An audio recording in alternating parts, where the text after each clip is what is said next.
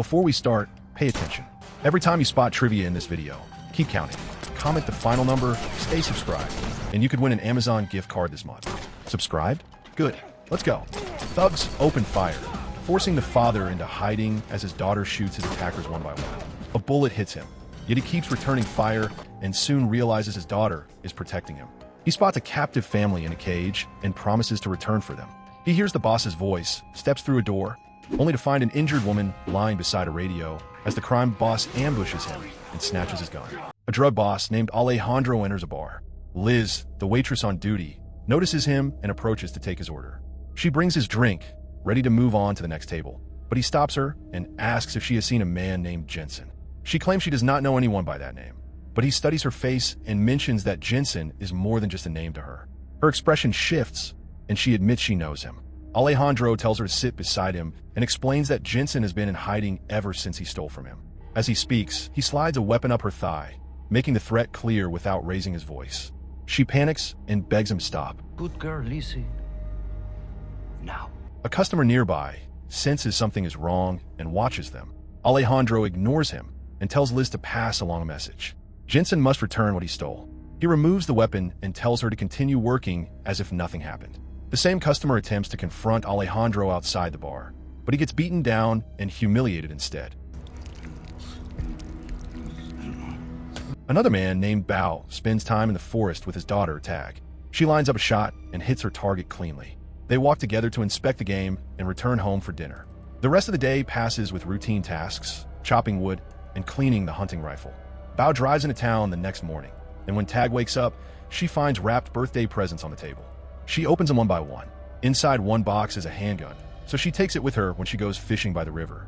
Bao visits a local store and negotiates the price of a broken lawnmower. On Tag's way back from the river, she hears someone crying for help in the distance. She follows the sound carefully with the gun in her hand. What she sees by the riverbank scares her. She runs home to tell her father what she saw and guides him back to the river. He lifts the injured woman and carries her to the cabin. He examines the wound and asks Tag to bring him tools to stop the bleeding. The woman begs him not to take her to the hospital, and he agrees to treat her there. He warns Tag to leave the room while he removes the bullet from the woman's wound. He sits with his daughter to discuss what to do next about the woman they saved. Tag helps care for the injured woman later that day. Bao checks on his daughter later on to warn her to stay close to the house, keep an eye on their guest, and reminds her that the woman can't be trusted because they don't know who she is. The woman wakes up handcuffed to the bed the next morning, and Tag introduces herself. The woman says her name is January. Bao spends time in town joking with the sheriff, an old friend of his, and returns home to repair the mower. Tag talks to her father about her late mother and mentions that she likes January's tattoos, but Bao warns her not to get attached. He questions January at night about how she ended up by the river, and she explains that she came home one evening to find Liz, her roommate, being beaten by men who were asking about a married man she was seeing. The men also attacked her, dragging them both into a vehicle. She says they took them to another location and shot her roommate. She adds that when she tried to run, she was shot from behind. Next thing she remembers is her falling from a bridge into the river, hiding in the water, and hearing them leave her for dead. Bao later returns to the riverbank to check Liz's body. He drags it out and returns home without telling Tag what he found. He orders her to stay inside while he drives to town. She follows him to the car and demands the truth. He finally admits that he saw a body near the river and tells her they cannot keep January much longer because whoever attacked her might come back to finish the job. There's a dead woman in the river down there. I just saw her, all tangled up in the branches. He heads to town to call the sheriff, but when his call is sent to voicemail, he changes his mind and stops by the post office instead. Tag, on the other hand, grows closer to January and shares stories about her late mother. Bao informs January that night that he plans to take her to the clinic the next day. Alejandro tortures Jensen for stealing from him in his crank lab. He taunts him that his family has been captured and promises to put them through unimaginable hell. He then grabs a drill and uses it on him. No, God. No! No more suffering. Hurry, I fucked up. Hurry, I fucked up. Coward. Bao runs into the sheriff on the way to the clinic.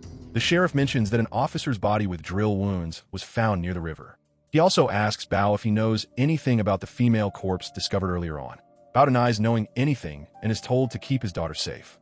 He returns home and questions January again. January reveals she saw the faces of the men who attacked her, and she remembers telling one of them that she had no business with her roommate's man. Days pass, and January begins to feel comfortable at the cabin. One of Alejandro's thugs reports that January was seen alive. Despite being high, Alejandro orders him to find her and finish her off. The thug follows the orders and visits Bao's cabin. While Bao speaks to him outside and denies hiding anyone, Tag quietly hands January a gun. The thugs then pretend to back off, but Bao tracks their hiding spot and points a gun at one of them. While Bao deals with him, another thug sneaks inside and attacks January. As she struggles to break free, Tag walks in with a gun. When Tag fires, January grabs a knife and stabs the attacker in the neck. The gunshot alerts Bao. He shoots the thug outside and rushes in. Showdown. Hey, Showdown, you're next. He finishes the wounded attacker and searches the house for others. He burns the bodies and disposes of their truck the next day. January asks to be taken to the clinic, so Bao and Tag will not suffer because of her. She then admits that Jensen, the murdered cop, was having affairs with her roommate, and Liz had told her once that he was involved with a drug boss. Bao meets the sheriff later on to open up to him about January and the bodies found at the riverbanks. The sheriff agrees to protect January and hide any link she has to Bao for their safety. January leaves with the sheriff, and Bao drives his daughter home. The duo continues living as they used to, but Tag doesn't hide the anger over January's absence. She confronts her father about his decision, but he tells her his priority is her safety. The duo drives to the town's public phone booth the following day to check on January and the sheriff, but the repeated calls to the sheriff's office go unanswered. Concern grows, so Bao goes to the station while his daughter waits inside a nearby store. Another deputy pulls him aside at the station and explains that the sheriff has been missing for a while. Bao notices the deputy's tone is suspicious, but plays along when he asks him to keep the missing sheriff's news a secret and act normal. Don't say nothing to nobody about this. Back home, he tells his daughter the sheriff was likely murdered and that January may already be back in danger. Tag struggles to hold herself together, but Bao consoles her. The same deputy circles the cabin that night, unaware that Bao has set a trap for him. He wakes up tied to a chair and the broken lawnmower hanging in front of him. Bao tries to start it by asking directly. The deputy admits killing the sheriff and claims he does not know where January is. Bao pushes the mower into his face, and the wounded deputy agrees to talk. He confesses that January was taken back to Alejandro's crank lab. Bao writes a letter to his daughter admitting that he lied about her mother's death because he could not bring himself to say she was imprisoned for a vicious crime. He confesses that he destroyed her mother's letters out of shame and explains that he is going after January. He then leaves practical instructions in case he does not return. He drives to the compound with the deputy tied up beside him. He eliminates the first guard and drags the deputy forward as leverage. He demands January's release in exchange for the deputy's life.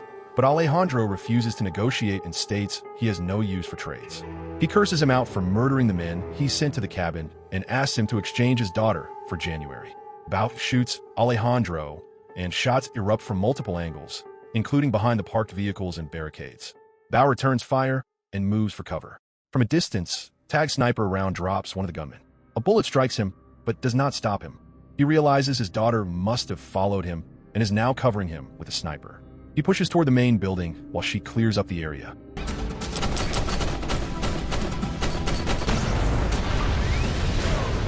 Bao finds Jensen's captured family restrained in a cage and promises to come back for them once the immediate threat is handled.